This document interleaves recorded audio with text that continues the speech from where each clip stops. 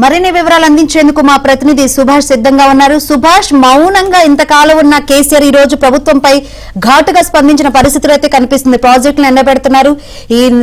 ఈ ఫిబ్రవరి ఈ నెల చివరిలో నేను సభ కూడా పెడతానని చెప్తున్నారు. ఏ సందర్భంలో ఈ వ్యాఖ్యలు చేశారు? శంకరి, కేసీఆర్ వ్యవసాయ క్షేత్రంలో ఈ రోజు జహీరాబాద్ నియోజకవర్గానికి చెందిన నాయకులు కార్యకర్తలతో ప్రత్యేక సమావేశమయ్యారు. ఈ సమావేశం సందర్భంగా మాజీ ముఖ్యమంత్రి కేసీఆర్ కీలకమైన వ్యాఖ్యలు అయితే చేశారు.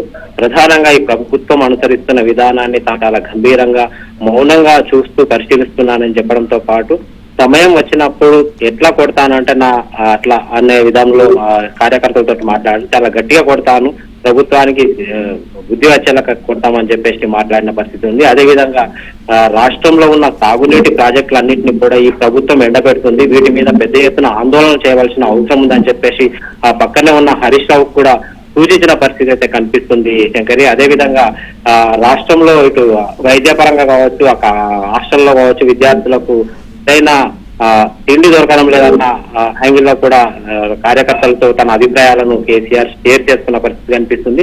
సో తెలంగాణను కష్టపడి తీసుకువచ్చి ఒక స్థాయికి తెచ్చాను, తాను తెచ్చిన తెలంగాణను ఎవరో చెప్పిన మాటలు నమ్మి ఓట్లు వేసిన పాపానికి ఈ రోజు తెలంగాణ ప్రజలు బాధలు పడుతున్న పరిస్థితి ఉందని చెప్పేసి కూడా కేసీఆర్ కార్యకర్తలతో మాట్లాడిన పరిస్థితి ఉంది. మొత్తం మీద రాబోయే కొద్ది రోజుల్లో బీఆర్ఎస్ పెద్ద ఎత్తున ఆందోళన కార్యక్రమాలకు సిద్ధమవుతుందని చెప్పేసి పరోక్షంగా ఆయన చెప్తూనే ఈ ఫిబ్రవరి చివరి వారంలో పెద్ద ఎత్తున బహిరంగ సభ నిర్వహించి ఈ సభలో ద్వారా తమ పునరాగమనాన్ని ప్రజల్లోకి వెళ్లే చేస్తామని చెప్పేసి కూడా కేసీఆర్ చెప్పిన పరిస్థితి ఉంది.